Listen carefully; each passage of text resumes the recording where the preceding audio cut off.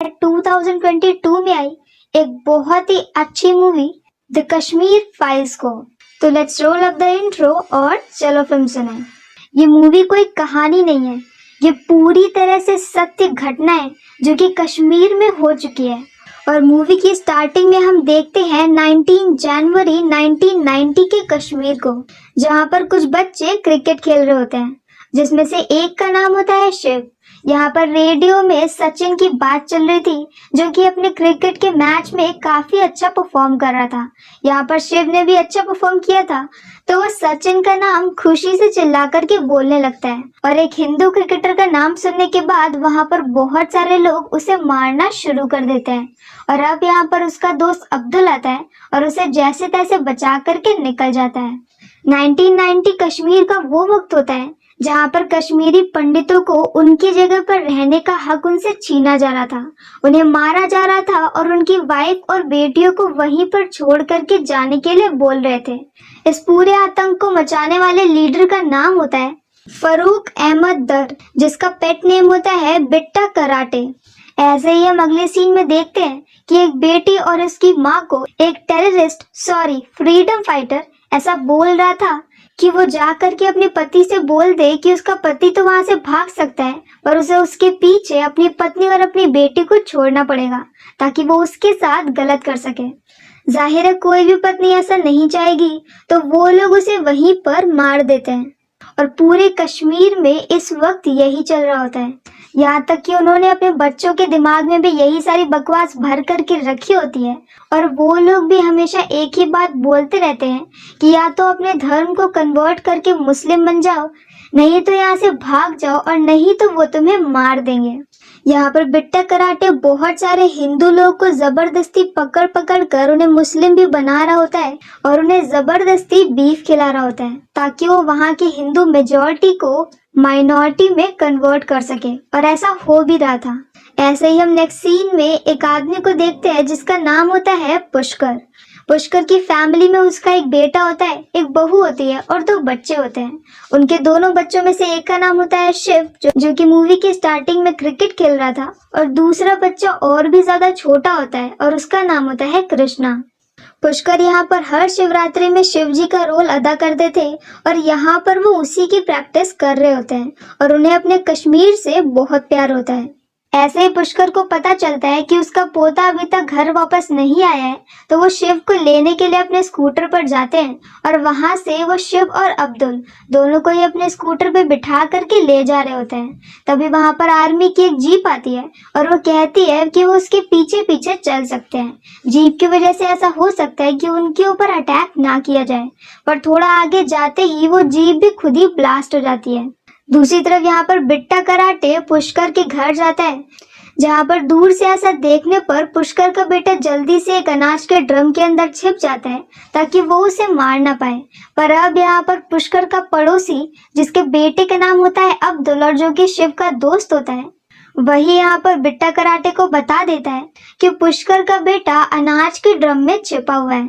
इसके बाद बिट्टा अंदर जाता है और हर किसी को पकड़ लेता है और पुष्कर को वो उसकी पत्नी शारदा के सामने ही गोलियों से मार देता है, जो कि ड्रम के अंदर बैठा होता है। अब यहाँ पर पुष्कर भी आ जाता है और बहुत ज्यादा दुखी हो जाता है।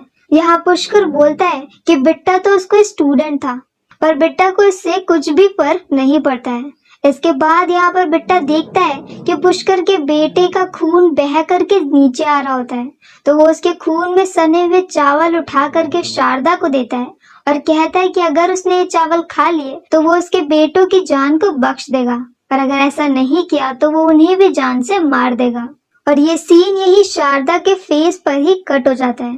नेक्स्ट सीन में हम प्रेजेंट टाइम में ब्रह्मदत्त को देखते हैं, जो कि अभी भी कश्मीर में रह रहा होता है और यहाँ पर उससे मिलने के लिए पुष्कर का पोता आने वाला था। पुष्कर का पोता कृष्णा अब दिल्ली में रहता था और पुष्कर की डेथ हो गई थी, तो वो उसकी अस्थियों को लेकर के कश्मीर आता है। यहाँ पर उसके आने तक वहाँ पर कुछ लोग और भी आ जाते हैं, जो कि पुष्कर के ही कभी दोस्त हुआ करते थे, और इनका नाम होता है महेश, जो कि एक डॉक्टर था, हरी, जो कि अपने वक्त में एक डीजीपी था और पुलिस में था, और एक जर्नलिस्ट जिसका नाम मुझे नहीं पता है। यहाँ पर ये सभी लोग दुखी होते हैं क्योंकि पुष्कर इनका अच्छा दोस्त था और अब उसकी मृत्यु हो गई है। पर यहाँ पर कृष्णा को कुछ भी पता नहीं होता है। उसे हमेशा से ही ऐसा लगता था कि उसके माता पिता की मौत एक स्कूटर के एक्सीडेंट में हुई है। कश्मीर में क्या हुआ था और इस सब कुछ में से सच क्या है, कृष्णा इस हर बात से अनजान होता है। अब सीन शिफ्ट होता है कृष्णा के कॉलेज पे, जो कि JNU होता है, जहाँ पर वो अपने प्रोफेसर राधिका से मिलता है। राधिका यहाँ पर बहुत सारे स्टूडेंट्स को भड़का रही होती है कि उन्हें कश्मीर को आजादी दिलानी है और कश्मीर को इंडिया की गवर्नमेंट से खतरा है। ये प्रेजेंट टाइम का वक्त होता है जहाँ पर आर्टिकल 370 को हटाया जा चुका है और इसी बात से बहुत सारे लोग इसके अगेंस्ट होते हैं और प्रोफेसर राधिका भी इनमें से एक होती है।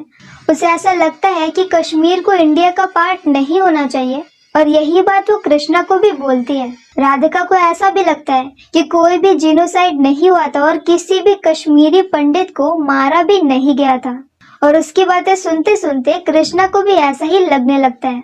यहाँ कृष्णा अपनी यूनिवर्सिटी के प्रेसिडेंट के इलेक्शन में खड़ा हो रहा होता है तो राधिका उसे बोलती है कि उसे यहाँ के स्टूडेंट से कनेक्ट करना पड़ेगा और इसके लिए उसे ऐसा दिखाना पड़ेगा कि स्टेट की गवर्नमेंट कश्मीर के लिए एक खतरा है। और इसी तरह से बोलते बोलते वो कृष्णा को मैनिपुलेट करके अपनी साइड में कर रही होती है। और अब सीन शिफ्ट होता है पास्ट में 1989 में। इस मूवी में कई बार सीन प्रेजेंट और पास्ट में शिफ्ट हुआ है तो आपको सब कुछ ध्यान से सुनना पड़ेगा। यहाँ पास्ट में ब्रह्मदत्त एक IAS ऑफिसर होता है और उसके पास पुष्कर हेल्प के लिए आता है क्योंकि ब्रह्मदत्त उसका दोस्त होता है। वो यहाँ पर उसे बोलता है कि बहुत सारे लोगों को प्रोटेक्शन की जरूरत है और उसके अपने बेटे का नाम लिस्ट में है, मतलब कि उसके बेटे को बिट्टा कराटे ने हिंदुस्तान का मुखबिर बता दिया है और इसलिए वो उसे मार सकता है। ये सुनने के बाद ब्रह्मदत्त बोलता है कि वो उसके लिए सिक्योरिटी का इंतजाम कर लेगा। इसके बाद ये लोग पुष्कर के घर की तरफ निकलते हैं जहाँ पर पुष्कर रास्ते में सब्जी खरीदने के लिए रुकता है। यहाँ पर जब वो 100 रुपए की इंडियन करेंसी वाली नोट देता है तो वो सब्जी वाला उसको रिटर्न में पाकिस्तानी करेंसी की नोट देता है और ऐसा करने पर वो ये बोलता है कि तुम जिस कंट्री में रहोगे तुम्हें वहीं की नोट मिलेगी।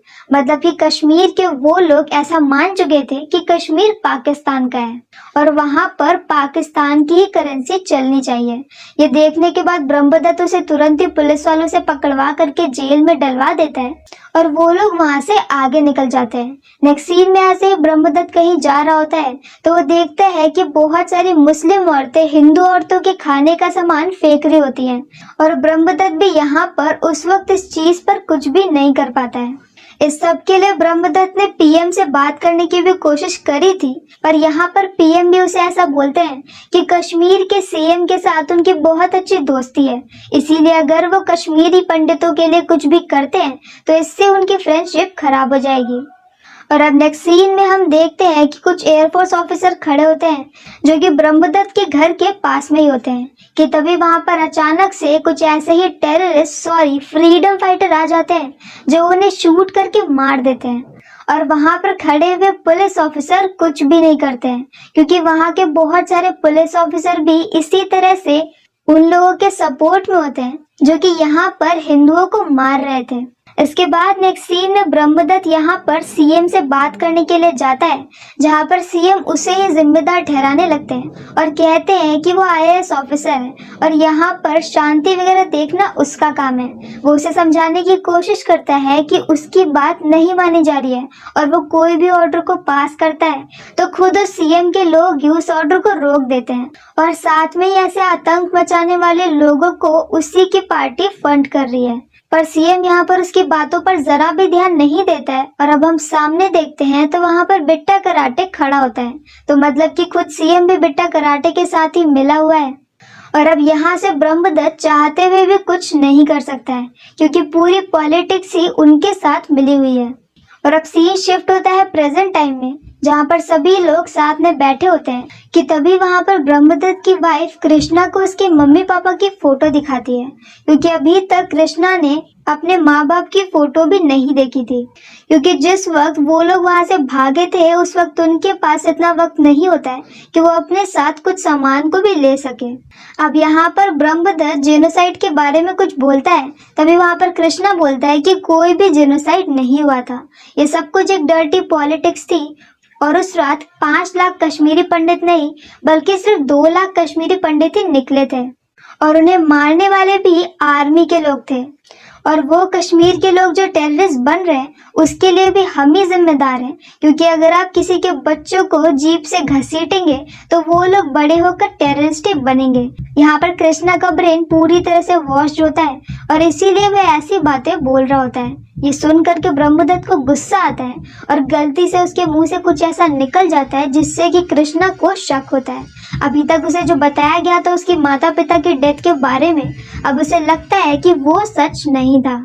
और अब उसके बहुत ज्यादा पूछने के बाद फाइनली उसे पूरा सच बताया जाता है और एक बार सीन वापस से शिफ्ट होता है उसी वक्त में जहाँ पर बिट्टा कराटे शारदा को वो खून लगे चावल खाने के लिए बोलता है। अब अपने बच्चों को बचाने के लिए बेचारी शारदा वो चावल खा लेती है और वो लोग उन्हें वैसे ही छोड़ करके निकल जाते हैं। इसके बाद यहाँ पर पुष्कर अपने डॉक्टर फ्रेंड महेश को कॉल करता है और उसे बोलता है कि उसके बेटे को बहुत सारी गोलियां लगी हुई हैं पर वो अभी भी जिंदा है और वो जितना जल्दी कर सके वहां पर आ जाए। महेश भी वहां पर आना ही चाहता है कि तभी वहां पर हॉस्पिटल में एक टेररिस्ट आ जाता है जिसके दोस्त को गोली लगी होती है और उसका ब्लड ग्रुप होता है ओ नेगेटिव। वो नेगेटिव यहाँ पर किसी भी डोनर का ब्लड ग्रुप नहीं होता है, तो वो जबरदस्ती एक पेशेंट का ही खून निकालने लगते हैं। एक बोतल खून निकालने के बाद भी वो जानबूझकर और ज्यादा खून निकाल रहे होते हैं ताकि उस पेशेंट की वहीं पर डेथ हो जाए। और ये खून भी बोतल से निकल करके जमीन पर गिर करके वेस्ट हो रहा होता है और इसी तरह से उस बेचारे मरीज की भी डेथ हो जाती है। और महेश भी पुष्कर के पास नहीं पहुंच पाता है और पुष्कर के बेटे की भी मृत्यु हो जाती है। ये बात वो कॉल करके ब्रह्मदत्त को बोलता है और साथ में ये भी बोलता है कि जब पूरे इंडिया के साथ भी ऐसा ही होगा तब याद रखना कि ब्रह्मदत्त भी उन्हीं लोगों में से एक होगा जिनकी वजह से ऐसा हो रहा है। ये सब कुछ पता चलने के बाद डीजीपी हरी तुरंत ही यहाँ पर पुष्कर के घर की तरफ को जाते हैं जहाँ पर उन्होंने 2 पुलिस वालों को सिक्योरिटी के लिए लगाया होता है, पर वो पुलिस वाले ये बोलते हैं कि वो लोग भी बिट्टा कराटे के ही साइड में है और इसीलिए उन्होंने शूट नहीं किया था।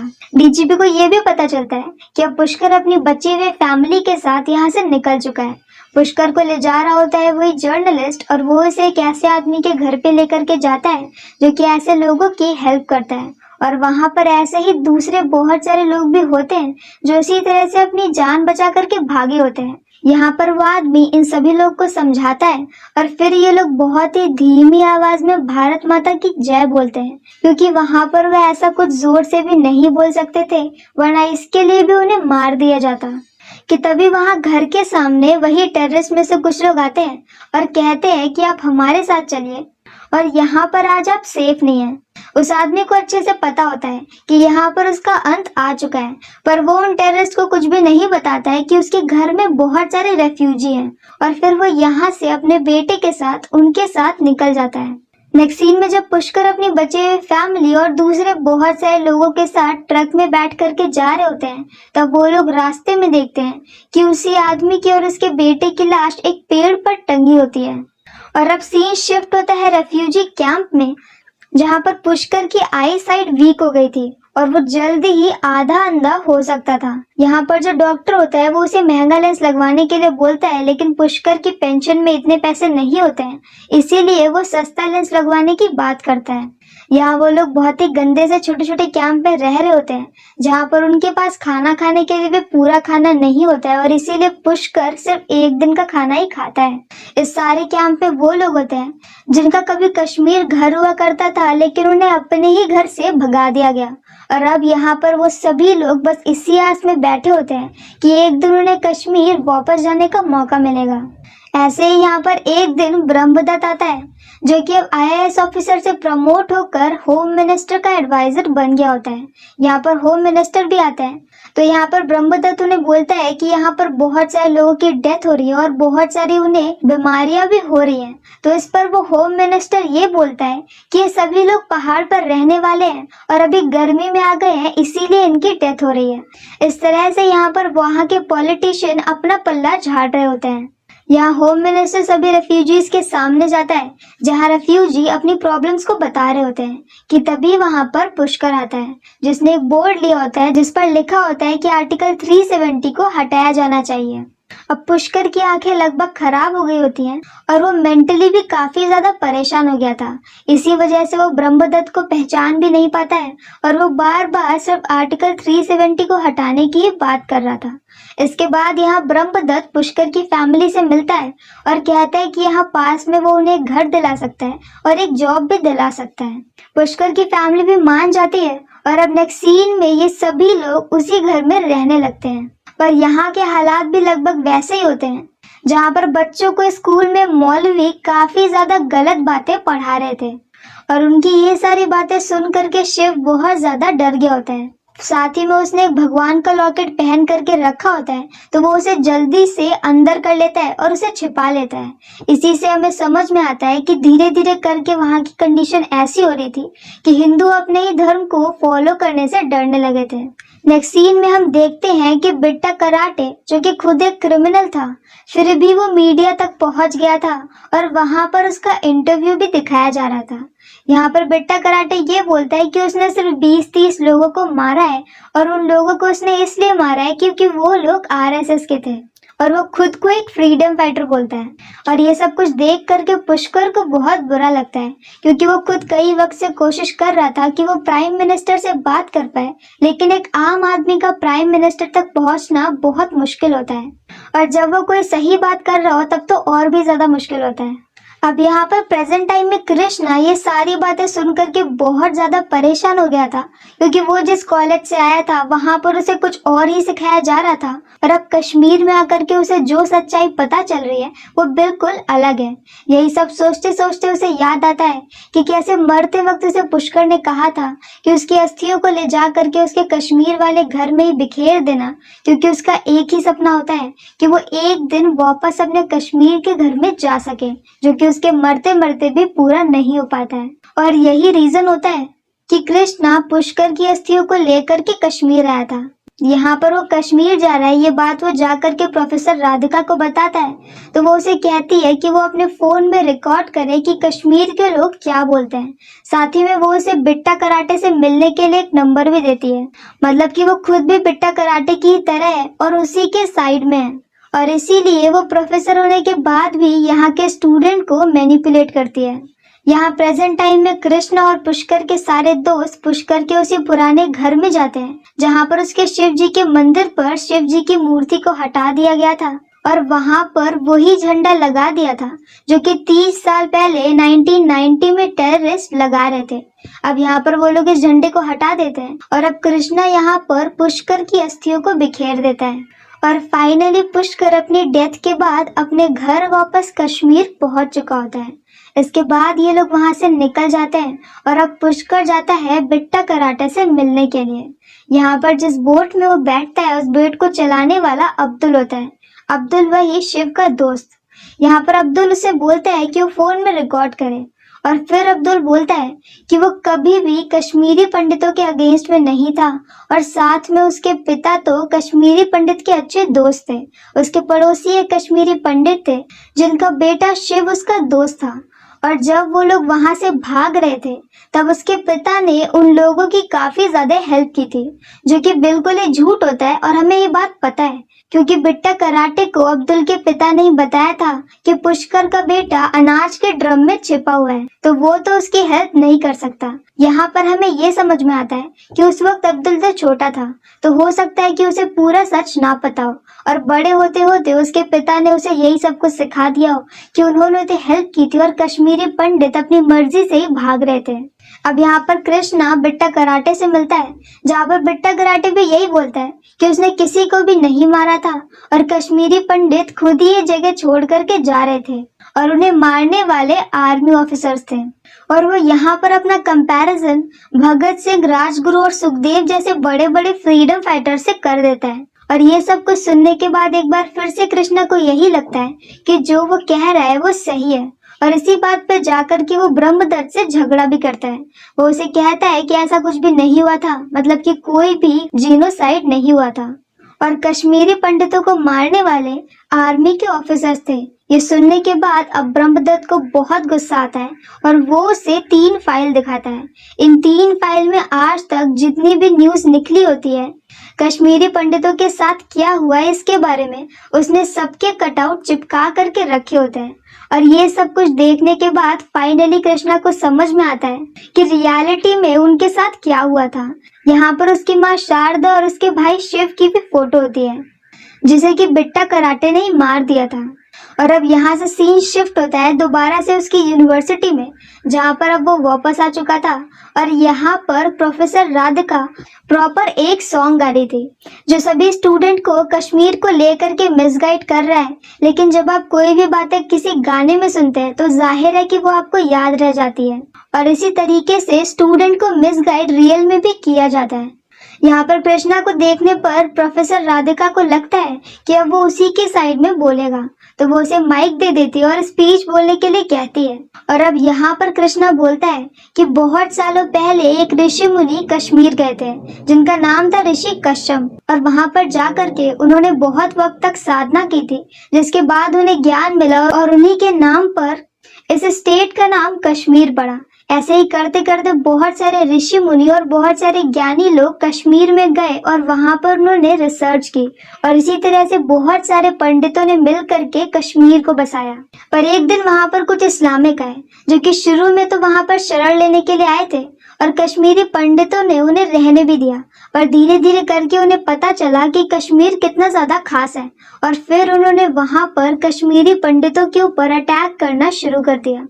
उन्होंने कश्मीरी पंडितों को मारा, उन्हें जबरदस्ती कलमा पढ़वाया और उन्हें बीफ खिलाया, उनकी बेटी और उनकी वाइफ के साथ रेप किया, और इसी तरह से धीरे धीरे उन्होंने मेजॉरिटी में रहने वाले कश्मीरी पंडित को वहां पर माइनॉरिटी में बना दिया, और 5 लाख कश्मीरी पंडित वहां से भाग गए।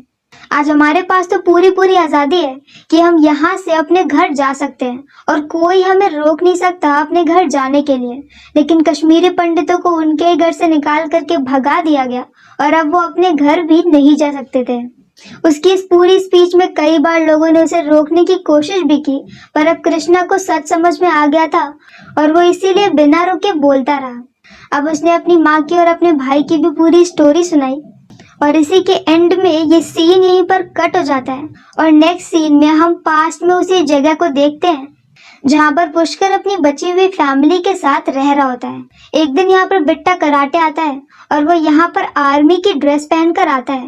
वो यहाँ पर बचे हुए आर्मी ऑफिसर से बोलता है कि उनकी ड्यूटी शिफ्ट हो गई है।